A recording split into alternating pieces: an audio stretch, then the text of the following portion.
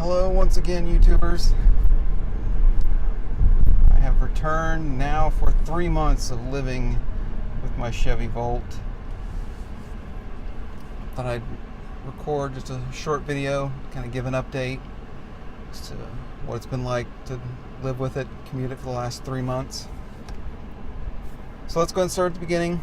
Big headline number everybody will want to know about. I know you all are dying to find out, my tens of viewers of all these videos. Today is July 31st. May 17th. That is the last time I have been to a gas station to put gas in this car. That includes a 3-hour round trip down to Lexington, Kentucky. Like I said, it was about a 3-hour trip. Used hold mode, burned gas, ran the battery completely out, and yet I still haven't had to put any gas in it. Day to day, I don't use gas at all. I've still got 173 miles worth of range in the gas tank according to this. So far I've been 1,500 miles-ish on this tank of gas, just charging it every day. So I bought an EV with some extended range capabilities, essentially. So some adventures I've had with this car since purchase. One of the fears I had about this car was that, like a lot of new cars, it doesn't come with a spare. There's no spare tire. But it comes with an inflator and a little can of that goo sealant that's supposed to seal up a tire if it leaks on you, or if you get a flat. Where I park to get a charge at work, there's construction. They're building a whole new building, and of course I caught a nail. It was a slow leak, but a leak nonetheless. I didn't realize it till I got back in the car and I got a low sensor light. The tire pressure monitoring sensor stepped in, told me I had low air pressure. That was the first time I knew anything was wrong. And of course, I discovered that whoever had rotated the tires last didn't actually reset the TPMS sensor. So it was telling me my passenger rear tire was flat, and it was actually the driver's front. So I had to buy a sensor to go around and make sure all those sit right. So I had that slow leak, was able to basically inflate it enough to get it home, patch it. So had that adventure with the car. So I've started playing around with some of the drive modes, using DNL. For a while I had become an all L driver. So I guess I should kind of explain. On the Volt, L doesn't do what you think it does. It's labeled L, like low, like an automatic transmission on a normal car, which, put it in a lower gear, give you a little more engine braking, force the engine back some, things like that. Of course, the Volt is a 1-speed. There's no low. There's no lower gear to put it in. There's no higher gear to put it in. It's a 1-speed car. But what low does is low turns on regenerative braking all the time, which is good, but it takes away your ability to coast. So like right now I'm in D, I'm going downhill, I've taken my foot off the throttle. So I'm just coasting down the hill like you would in any normal car. If I put it in L, it'll turn on the regenerative braking, and it'll start to slow down.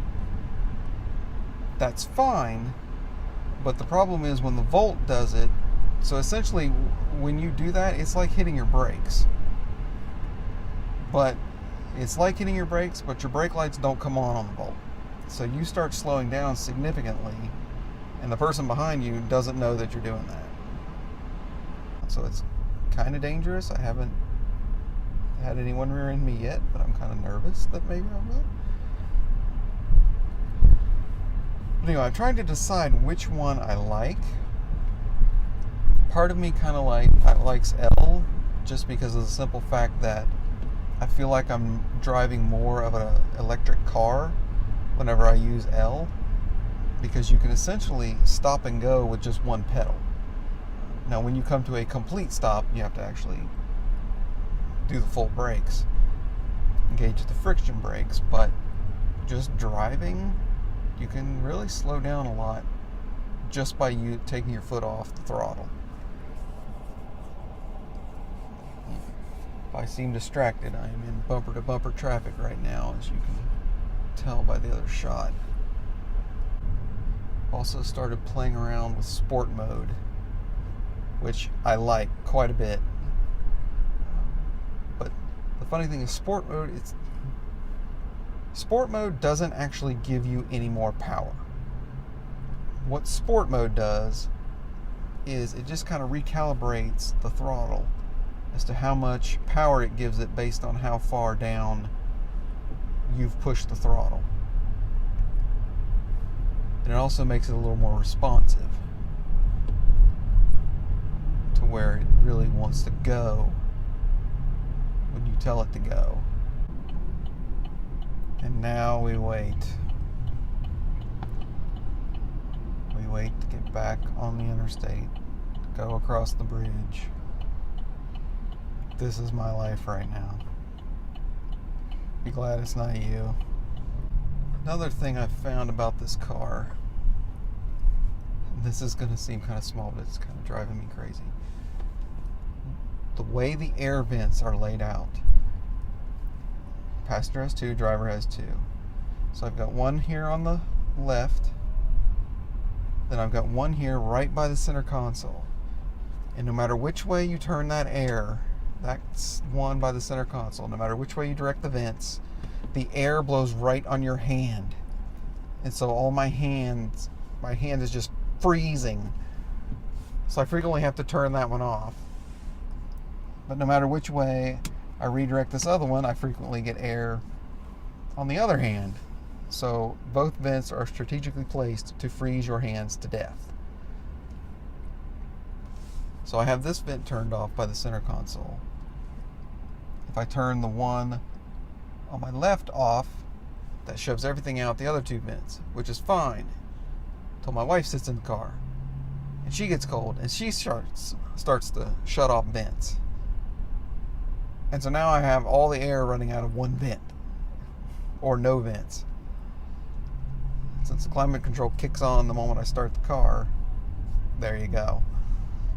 Makes for an interesting wind tunnel experience. So speaking of climate control, I pretty much run Eco all the time. On occasion I'll turn it on to comfort, but unless I'm really just getting into the car and it's hot, I will pretty much keep it in Eco. The other thing I've started using is preconditioning. Let me just say, I love being able to precondition the car. Being able to remotely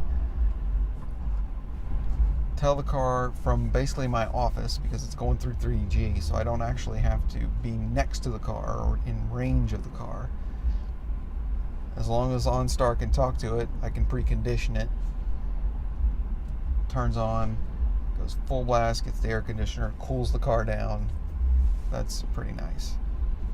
Although I've discovered the way, given how much these windows are tinted and how little glass there is, it actually doesn't get that hot in here. It really doesn't. I'm kind of surprised. Now, I mean, it does get, it can get warm. The sun's beating down on it all day. But it is generally pretty good about keeping the overall cabin temperature down. I was kind of surprised by that. Accessories I've purchased for this car. I think I mentioned last time on my last video that I had purchased a Volt shelf and a Volt port and a Volt mat from a guy who, as a hobby, sort of made aftermarket parts for this car. All those parts are in, and a Volt screen as well. The one I like the shelf. Basically what it is just a parcel shelf that you basically hang from a couple of the spots to do your netting ties, and you run a couple strings up on your supports for your hatch, and it hangs down off of that.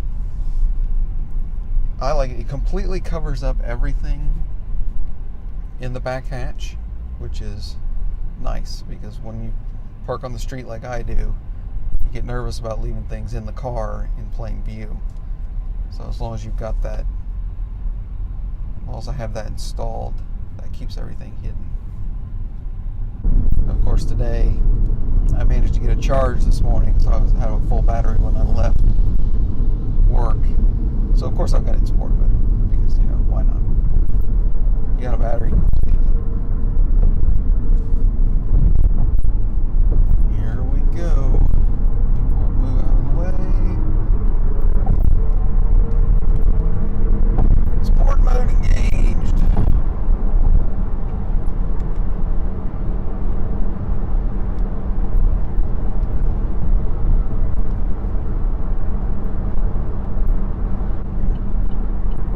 So now I'm running 70 miles an hour on the interstate, which doesn't exactly help the range. Although I will say, took the drive down to a car show down in Keeneland, which is about an hour and 15 minutes one way. And I ran pretty much 80 miles an hour down the interstate the entire way. And still finished with a gas-only mileage of about 33, 34 miles to the gallon. Factor in the EV I was able to do, I got almost 45 miles to the gallon from this car, from leaving my house, using battery to get on the interstate, get up to speed, and 80 miles an hour using hold mode the whole way. Got off the interstate, flopped back over to battery, drove a bit around town, got back on the interstate, ran out the last few miles of charge on the battery on the interstate, and then came out the whole way. 80 miles an hour again, no problem. So, about, like I said, 45 miles to the gallon, factoring in the electric range. Pretty tough to beat that. So at that point, that's really all I have to say about it. I'm liking the Volt the more I drive it. It's doing really well for me. Haven't had any problems other than the tire, which can't really blame the Volt for. And like I said, I'm running electric the whole time, but I can still take this on long distances when I need to. So it's working pretty well. So we'll check back later. No, I'm not taking the fucking ferry. What are you doing telling me to take the ferry?